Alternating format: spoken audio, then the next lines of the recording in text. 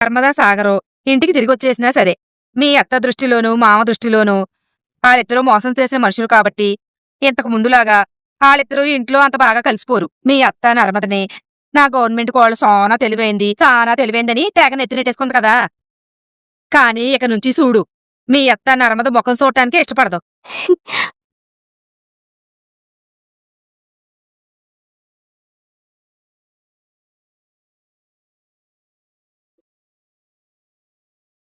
అత్తయ్య నేను ఊడుస్తాను, ఇలా ఇవ్వండి.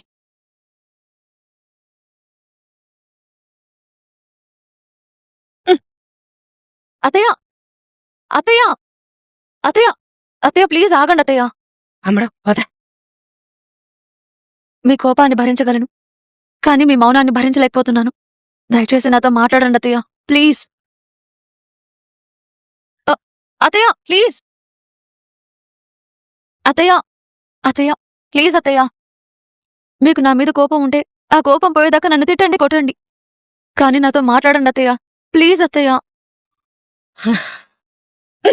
అ అత్తయ్య! అత్తయ్య ప్లీజ్ అత్తయ్య. అత్తయ్య! అత్తయ్య! ప్లీజ్ అత్తయ్య తలుపు తీయండి అత్తయ్య. నాతో మాట్లాడండి. ప్లీజ్ అత్తయ్య.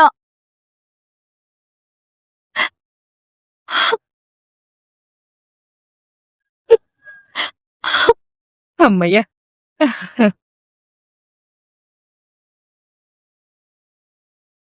ఇక ఈ కొంపలో నర్మదా బతుకు కూరలు పీకిన పాములాగా ఏకాకి బతుకే.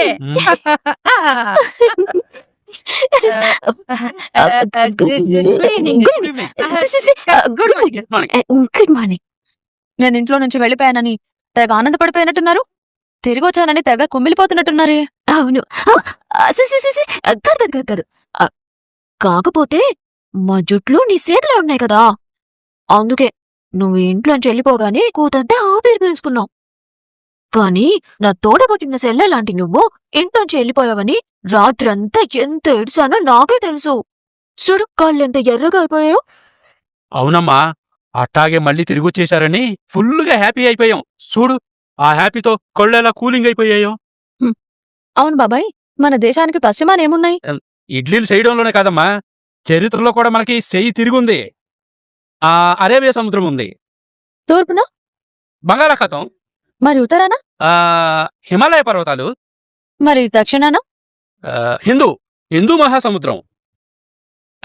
అది కాదమ్మా, ఇడ్లీ పిండిచి గార్లేమన్నట్టుగా ఈ ఎగ్జామింగ్ నాకు ఎందుకు పెట్టావమ్మా? ఎన్ని దిక్కులు తెలిసిన మీకు మీ ఇల్లు ఏ దిక్కున ఉందో తెలియకపోతే ఎలా బాబాయ్? ఇదిగో భాగ్యం, గట్టిగా కొట్టేసింది సెక్సరో. మా మావయ్య గారికి బాగోలేదన్న వంకతో ఇంట్లో అడుగుపెట్టి పర్మనెంట్ గా ఇక్కడే పాతుకుపోదామని ఫిక్స్ అయిపోయారా ఏంటి? సర్దండి, మీ దుకాణాలన్నీ సర్దండి. నువ్వెవరు మా అమ్మల్ని వెళ్ళిపోమని చెప్పడానికి? నువ్వెవరు? నీకేం అధికారం ఉంది? కూతురి దగ్గర ఉండే హక్కు, అధికారం మా అమ్మోళ్ళకున్నాయి. నువ్వే కాదు, ఆ దేవుడొచ్చి చెప్పినా సరే మా అమ్మోళ్ళు ఇక్కడి నుంచి కదలరంటే కదలరు. తచ్చా చూడు వాళ్ళకాయ్, అప్పటి వరకు ఇంట్లో ఉన్న మావయ్య గారికి సాగర్ డ్రాప్ కొన్న విషయం తెలియడం, మావయ్య గారు సడన్ గా ఫంక్షన్ దగ్గరికి రావడం వెనక మీ హ్యాండ్ ఉందని నాకు డౌట్ గా ఉంది. అదే మీరే అని కన్ఫర్మ్ అవ్వాలి. అప్పుడు మీకు మామూలుగా ఉండదు. భాగ్యం పట్టిందే ఉడుం పట్టు. ఏడి బో బెదిరించెత్తున్నావా? అమ్మడా నువ్వు తంత ఉండు. చూడమ్మా, ఒకసారి పిల్లాడు పెన్సిల్ కొట్టేశాడని ఊళ్ళో జరిగిన దొంగతనాలన్నీ ఆడి మీదకి నెట్టేయడం కరెక్ట్ కాదు. అట్టాగే మేము అప్పుడెప్పుడో తెలుసో తెలియక ఒక చిన్న తప్పు చేశామని ఈ విషయంలో కూడా మమ్మల్ని అనుమానించడం అస్సలు కరెక్ట్ కాదు. మేమెంతో మంచివాడమో మీ ఆయన ఉద్యోగం కొన్న విషయం అన్నయ్య గారికి తెలియటం గనక మాకు ఏ పాపం తెలియదమ్మా. అవునమ్మా, మేము ఒట్టి నిమిత్త మాత్రులమే. ఆ టైంలో మేము అందరిలాగే ఫుల్లుగా షాకింగ్ అయిపోయాం. ఇప్పుడేటి మేమిక్కడి నుంచి వెళ్ళిపోవాలి అంతే కదా? అట్టాగే నువ్వు చెప్పినట్టే వెళ్ళిపోతాం. గేర చుట్టూ జోరేగలాగా ఇంకా అట్టాగే నిలబడ్డావే, పదా. అటు కాదు, ఇటు. బ్యాగులు లోపల ఉన్నాయి కదమ్మాయి, పద.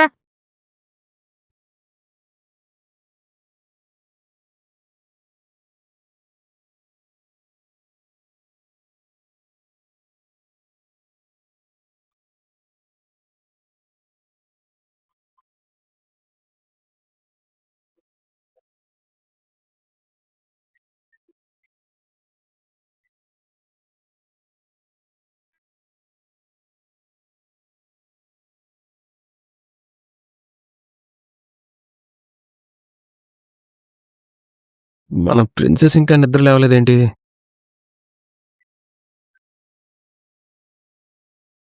సరిగ్గా గుర్తించలేదు కానీ ఏ మాటగా మాట నువ్వు చాలా క్యూట్గా ఉంటావు. ఈ కళ్ళు సిగ్గుతో విచ్చుకున్న సీతాకొక చిలుకలా ఉన్నాయి. గాలి కూడా కందిపోయే రోజ్ పెటల్స్ అంత సుకుమారంగా ఉన్నాయి. అమ్మో, మన క్యూట్ కుందేలు పిల్లకి దిష్టి తగిలేలా ఉంది. వెంటనే దిష్టి చుక్క పెట్టాలి.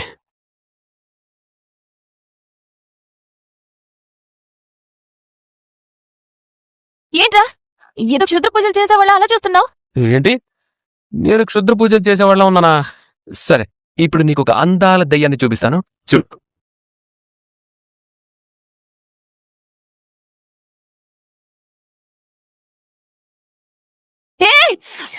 ఎవరి ఫోటోరా ఇది? చీల దిష్టి బొమ్మలా ఉంది. తెంగరే, అది ఫోటో కాదే, నీ ఫేస్. రే ఎవరికేసారా ఇలాగో? అంత క్రియేటివిటీ ఇంకెవరికుంటుంది? మనకే. మీసాల పిల్ల, నీ కోపం కొంచెం తగ్గాలే పిల్ల. రేయ్.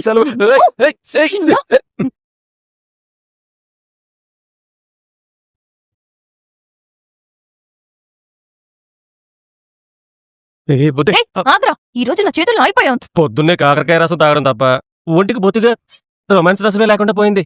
థు, యాదో బతుకు. రేయ్,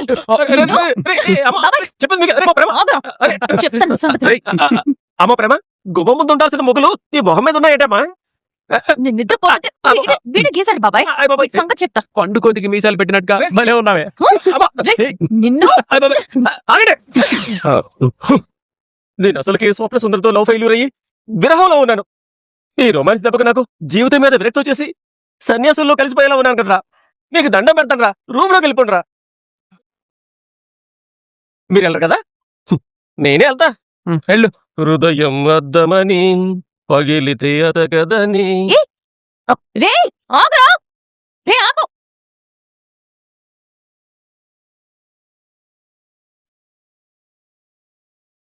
రే నిన్ను ఏయ్,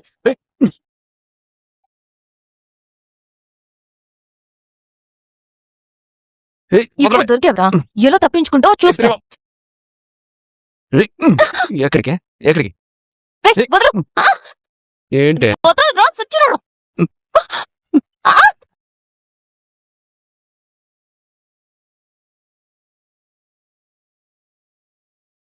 మనం బయటికి వెళ్ళాలి.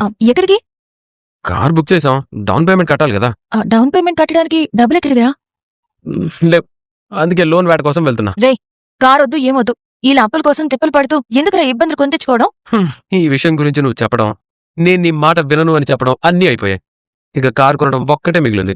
ఇంకేం మాట్లాడకుండా వెళ్ళి త్వరగా రెడీ అవ్వు. రేయ్. రెడీ అవ్వు. వండి సచ్చినాడా. ఓ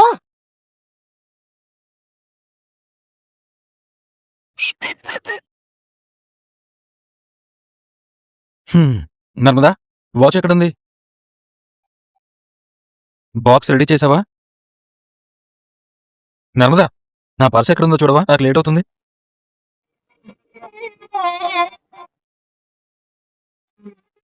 ఇప్పటికే 3 సార్లు అడిగాను, ఒక్కదానికి కూడా సమాధానం లేదు. ఏంటి, నాతో మాట్లాడవా? మాట్లాడడానికి ఏముంటుంది? అయినా డబ్బులు ఇచ్చి జాబ్ తెచ్చుకోవడం లాంటి పెద్ద పెద్ద పనులు చేయడం తెలిసిన నీకు పర్సు వాచ్ ఎత్తుకోవడం లాంటి చిన్న చిన్న పనులు చేసుకోవడం తెలీదా ఏంటి? మనుషులే కాదు, ఈ బటన్స్ కూడా నన్ను ఇరిటేట్ చేసి చంపేస్తున్నాయి. బటన్స్ రాంగ్ గా పెట్టుకుంటేనే అంత ఇరిటేట్ అవుతున్నావు. షర్ట్ చించే అంత కోపాన్ని చూపిస్తున్నావు. అదే ఒక తప్పు చేస్తే దాని పరిణామాలు మనల్ని ఎలా వెంటాడతాయో, మన జీవితాల్ని ఎలాంటి పరిస్థితుల్లో పడేస్తాయో తెలుసుకో. అయిపోయిన విషయం గురించి ఎందుకు పదే పదే మాట్లాడతావు? ఎందుకు నన్ను గుచ్చి గుచ్చి చంపి టార్చర్ పెడతావు? నా బాధ నీకు టార్చర్ పెట్టినట్టుగా అనిపిస్తుందా? అయిపోయిన విషయమని నువ్వు చాలా సింపుల్ గా దులిపేసుకుంటున్నావు సాగర్. కానీ నువ్వు చేసిన తప్పుకి నేను శిక్ష అనుభవిస్తున్నాను. ఇంతకు ముందు అమ్మలా ప్రేమను చూపించే అత్తయ్య ఇప్పుడు నా మీద భరించలేనంత ద్వేషాన్ని చూపిస్తున్నారు. నాతో మాట్లాడట్లేదు. నా మొహం చూడాలంటేనే అసహ్యంగా ఫీల్ అవుతున్నారు. నా మొహం మీద తలపేస్తున్నారు. మరి ఏంటి కొడలిగా నాకెంత బాధ ఉంటుంది? ఇదంతా నీ వల్ల కాదా? నువ్వు చేసిన తప్పు వల్ల కాదా? నర్మదా, ప్లీజ్, నన్ను అర్థం చేసుకోవాల్సిన నువ్వే మా నాన్నలా పదే పదే తప్పు తప్పు అని మాట్లాడతావేంటి? ఏంటి అర్థం చేసుకోవాలా? నువ్వు చేసింది ఏమైనా చిన్న తప్పు అనుకుంటున్నావా అర్థం చేసుకోవడానికి? ఇంట్లో ఎవరు తప్పు చేసినా నేను నిలదీసి మాట్లాడతాను. అలాంటిది నా భర్త తప్పు చేస్తే క్షమిస్తానని ఎలా అనుకుంటున్నావు?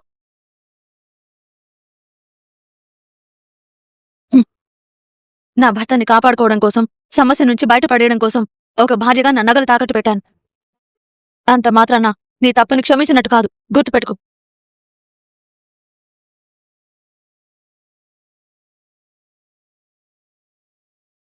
అమ్మా, ఒక్కసారి ఆలోచించవే. నన్ను దగ్గర నేను నచ్చ చెప్తాను. నా మాటేనమ్మా.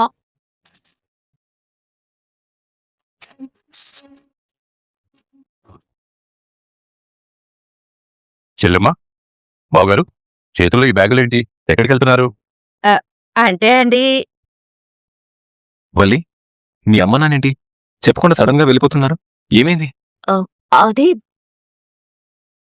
వెళ్ళిపోవాల్సి వచ్చింది.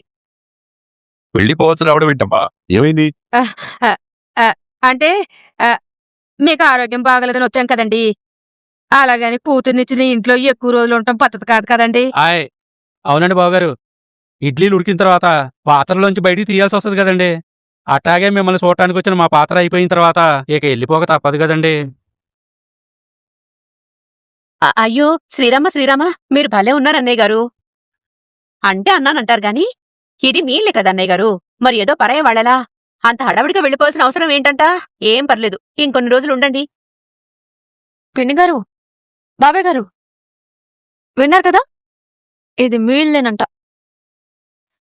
కొద్ది రోజులు ఉండిపోమని అత్తయ్య గారు ఎంతగా చెప్తున్నారు కదా, మరి ఉండండి.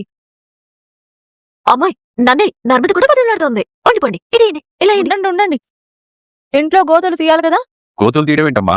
అంటే బావగారు, ఇంటెనక మామిడి మొక్క నాటానికి గొయ్యి తీస్తానని చెప్పాను, తీయకుండా వెళ్ళిపోతున్నాను కదా. అది ఆ, అమ్మా, బయట ఎండలు మండిపోతున్నాయి కదా, ఒక వర్షం పడిన తర్వాత వచ్చి అప్పుడు గొయ్యి తీతాలే. అన్నయ్య గారు, మమ్మల్ని ఇంకొన్ని రోజులు ఉండమని చెప్పడం మీ మంచితనం. కానీ కూతుర్నిచ్చిన చోట ఎక్కువ రోజులు ఉండటం మాకు సంస్కారం కాదు. అందుకే వెళ్ళొస్తాం అన్నయ్య గారు. తప్పులు చేసిన వాళ్ళు ఇంట్లో దర్జాగా ఉంటున్నారు, కానీ మహాలక్ష్మి లాంటి అమ్మాయిని మా ఇంటి కోడలుగా పంపించిన వాళ్ళు మీరు మా ఇంట్లో ఉండడానికి ఆలోచిస్తారేంటమ్మా? ఒకవేళ మిమ్మల్ని ఇంట్లో ఎవరన్నా ఏమన్నా అన్నారా? చెప్పండమ్మా, మిమ్మల్ని ఇక్కడి నుంచి వెళ్ళిపోమని ఎవరైనా చెప్పారా? అబ్బే అట్లాంటిదేం లేదన్నయ్య గారు, అట్లాంటిదేం లేదు. మాట్లాడి మేమే వెళ్తున్నాం. అయినా మాది ఇదే ఊరు కదండి, ఎప్పుడు కావాలంటే అప్పుడు వచ్చేస్తాంలేండి. వదిన గారు వస్తామండి. అలాగే వదినా, మీ ఇష్టం. అన్నయ్య గారు వెళ్ళొస్తామండి. మంచిదమ్మా. వస్తామమ్మడు. బావగారు వెళ్తామండి. అల్లుడు గారు వెళ్ళొస్తామండి. అలాగే. మావి గారు వెళ్ళొద్దాం బాబు. పంపించేస్తాను. నానా, నేను రైస్ మిల్కి వెళ్ళొస్తానా? రే పెద్దడా, ఆ చుట్టేంట్రా, సరిగా దూకోలేదా? రే, ఇంత వయసు వచ్చింది, సరిగ్గా తల దూకడం కూడా రాదు. ఎలా బతుకుతావురా? ఎలా బతుకుతావో ఏంటో.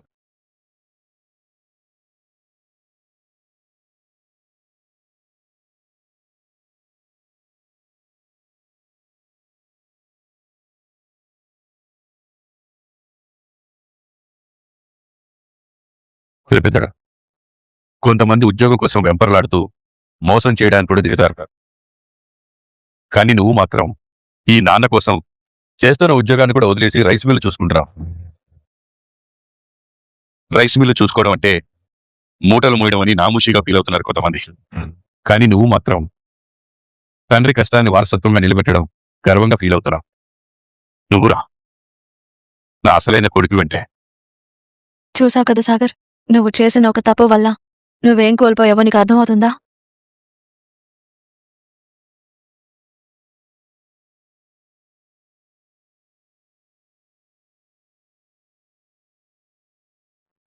నేను పిలుస్తాను. జాగ్రత్తరా.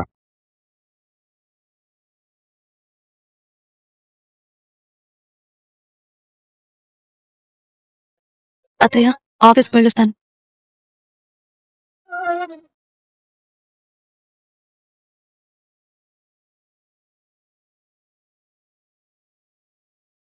ఎన్ని రోజులు నేను ఒంటరిగా ఎలా మిగిలిపోయానో. ఇప్పుడు మళ్ళీ నాకు అలాంటి పరిస్థితి వచ్చింది. ఇప్పుడు కొంతమంది కళ్ళు బాగా చల్లబడినట్టున్నాయి.